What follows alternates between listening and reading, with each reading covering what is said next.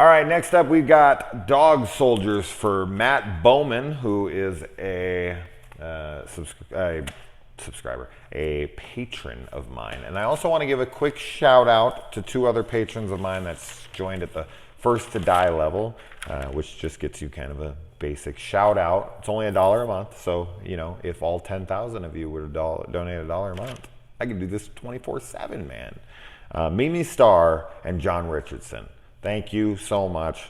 All three of you. Everyone who donates to my Patreon. Anybody who doesn't, who just watches the channel. Fuck it. All of you guys. Awesome, awesome stuff.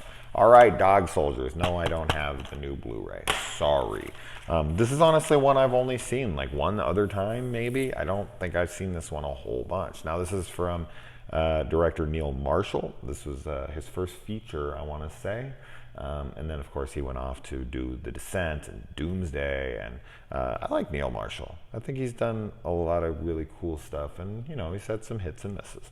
But I don't know what my favorite of his films would be. But I think Doomsday is extremely overlooked. I dig the shit out of that movie. And then I'll look this up when it's over. And I'll be like, wait, Neil Marshall didn't do that? No, he did do that. 99.9% sure. Sometimes I do that and then I'm like, I don't want to get fact checked, but no, fact check the shit out of me, please, always. All right, so in the opening of this movie, we've got the man and his girlfriend, or the girl and her boyfriend, whichever way you want to do that. And they're getting all kissy face on each other, and she gives him a silver dagger, which you're like, I wonder if that's going to play into a werewolf movie later. And at first, towards the end, I was like, shit, is this ever going to play into it? It'd be kind of cool if it never did. Although some people are always like, no, man, anything you introduce into a film has got to play into the film. I disagree with that, but that's okay. I get it. Girlfriend's killed, he's killed. And then, of course, that comes into play at the very, very end of the film, just because they're like hoarders who take everybody's shit. Then it goes to like 2 hours earlier. I'm not really sure why it needs to be 2 hours earlier. Maybe because they were just like, everything's always later, hours later or whatever, so they just went earlier. I don't think it serves anything, but maybe I'm mistaken here on why it needs to be 2 hours earlier.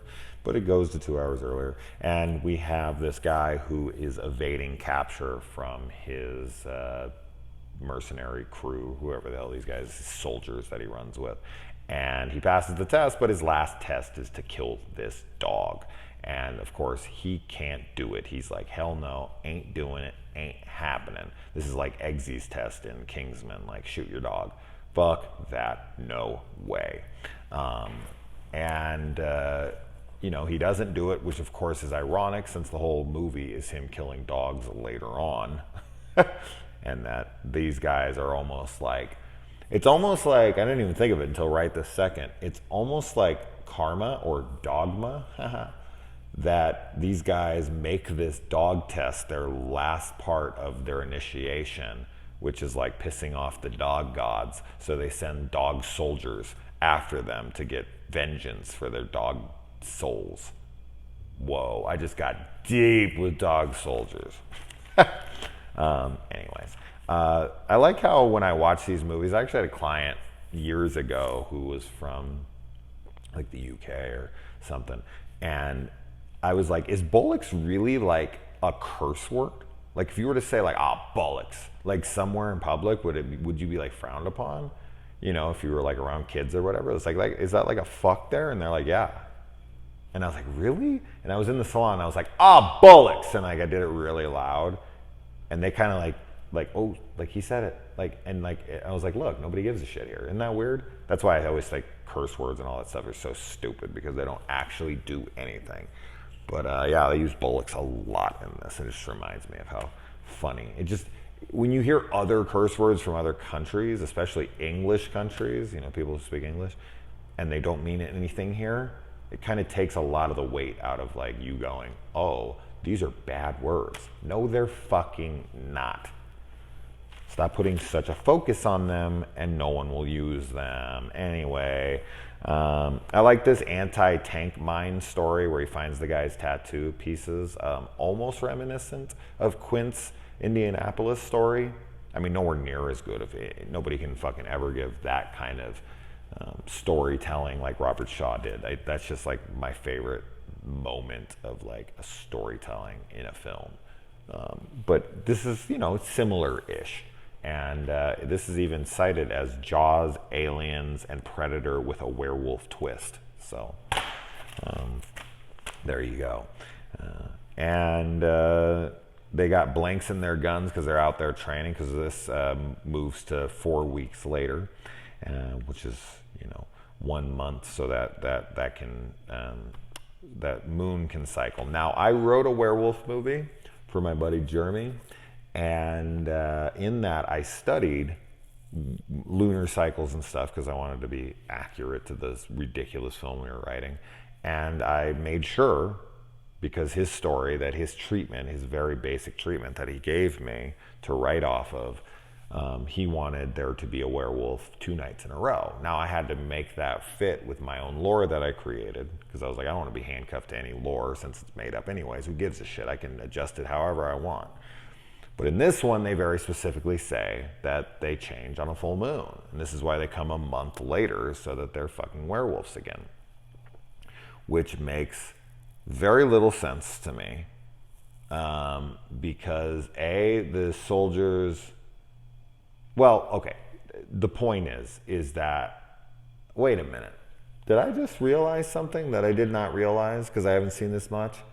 And I was like, and a lot of their dialogue is kind of hard to understand because I don't, I'm not from there, and their thick accents. Oh shit, I think I just realized that these guys were werewolves even when they were training him, right? Like they wanted to bring them in. They were going to bring him into their little pact there. They were already werewolves at that point? Fuck, I didn't even realize that until right now. Wow, I'm an asshole if that's true. Because I didn't pick up on that at all. And I'm sure that's like totally obvious. Oh well, it happens. And you get to see it live right here. But anyway, it doesn't matter. It wouldn't make any sense because there was werewolves. Maybe it would make sense. No, because they come in and there was werewolves from the night before had attacked them. Yeah, this is how they get all killed.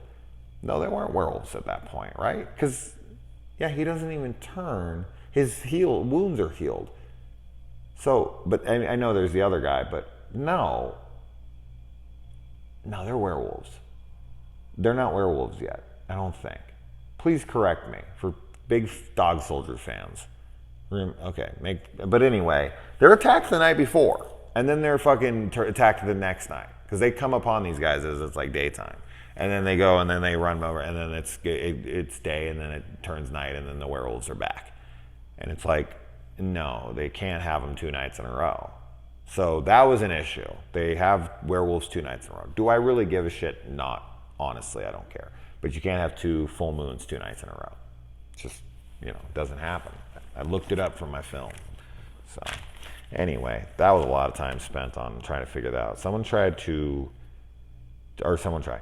tell me, were they werewolves? I don't think they were, because I think that's what happened. And then when they came upon them, they were all like ripped to shreds. So that had to be it. But then that girl says that she was kind of hooked up with them. Oh man, I have to go back and rewatch that fucking scene where she's talking about how she's in cahoots with them. But that wouldn't really make sense, because how do they already have all that shit? How do they already have this kinship? How does she was like studying them. Fuck man, I really got to go back and pay attention to that scene. I thought I was just in it. Now I'm sitting here like, wait a minute. Fuck, I think I completely misunderstood that sequence. Oh well, whatever. Let's move on from that. And then, let's see. Dude, this guy's fucking guts get cut out, and then he's just kind of running around. Although they kind of explain this later, because he does turn into a werewolf, and he heals up real quick. So I can look past it because of that. I like that there's too much weight in the truck for the thing to even move, because they all get in. That was good.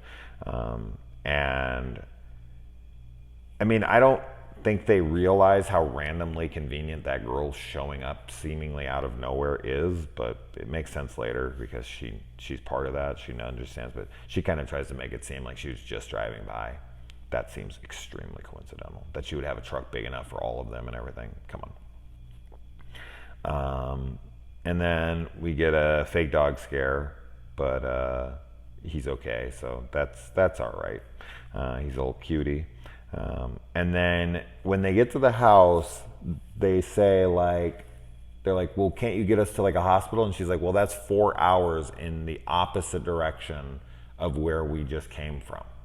And it's like, why didn't you start driving that way to begin with? Why aren't you taking us to a hospital? There's a guy with his guts hanging out. Why would you take us to your house?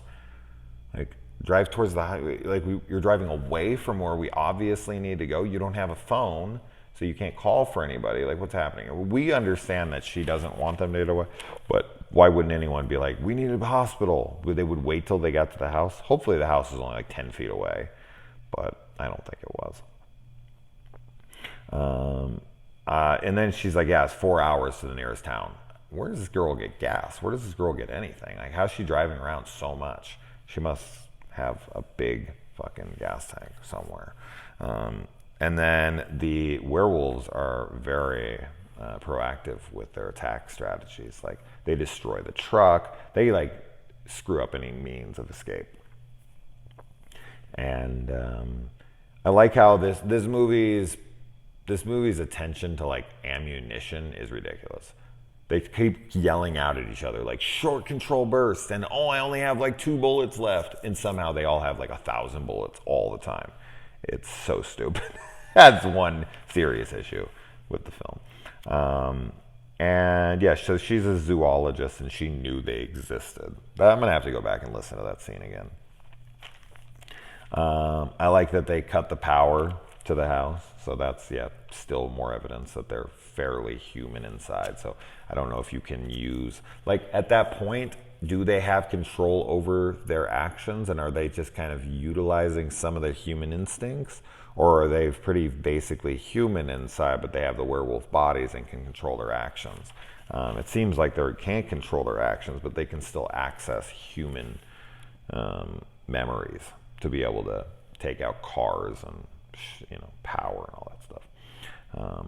And the werewolves in this movie are fantastic. I mean, just fantastic. They're like pitch perfect on what I want a werewolf to look like. So A++ for that. And it's all practical, which is fantastic. And I like how the woman in this says it's that time of the month when she goes to change. Pretty good. And she was a wolf all along, so I don't really understand why some turn for sure like instant and then others don't. Like, there's a few in this. They just kind of seem to change when it's convenient to the plot. But yeah, there you go. And then one dude boxes one of the werewolves. I'm like, dude, is this Julius from Friday the 13th, Part 8? Like, what the hell? He's full on boxes this thing and is like taking a knife and going at him. And I was like, really? Wow. And I like that the woman, even after she admits that she's like part of the crew, she's killed instantly. Like, she doesn't last 2 seconds past that. That's great. We got the heroic sacrifice right as he turns the Pertwee, however, who I would know as, I've seen him in a bunch, but how I'll always know him from now on is Alfred from Gotham, which I really like. Sean Pertwee, right? Isn't that how you say his name? Sean Pertwee, yeah, I have that correct. And then Liam Cunningham. So that's cool that both of them are in this. Good actors, good characters. It's lower budget, and I think it really does a damn good job with the budget that it has. Like, it's really clever with a lot of stuff. So kudos to this film for that. And then the last fight with the wolf in the basement, and the dog comes and saves him. See, more karma, more dogma, where the dog jumps in and saves him. It's like, hey, you didn't kill a dog. I'm here to protect you. I'm one of the dog gods. And then he grabs the knife and he just starts stabbing the thing. Badass, man. And then it's just over. It's just super over. And there's like bodies hanging everywhere down there and all their stuff. And so they got like this feeding den. It's pretty cool. Pacing in this movie is excellent. It's never dull, ever, once. And the characters are pretty good. The action is pretty good. It's all a very good first effort. It's not a great movie for me, but it's a very solid, low budget werewolf movie. One of the best ever, for sure. But there's just something, and I think it might be the budget that holds it back a little bit, but that's kind of its charm. So I'm not going to say there's anything wrong with the movie per se. It's just not something that I absolutely love. It's a very muddy film. Like, it doesn't look, it's not pleasant to look at. It's very washed out. It feels very cheap in places, but the acting, the performances, and the FX work are so fantastic that I think it kind of pulls up a lot of the shortcomings on the technical side of things. So it's a cool film. It's a cool film. It's not one I'm like dying to get back to or rewatch anytime, but I do like it. It's a good werewolf movie. It's a very good werewolf movie, and it's a great ultra low budget. I shouldn't say ultra, but low budget werewolf film. How many low budget werewolf films are good? Not many. So anyway, thank you for donating to the Patreon. I appreciate that, and I gotta record more reviews.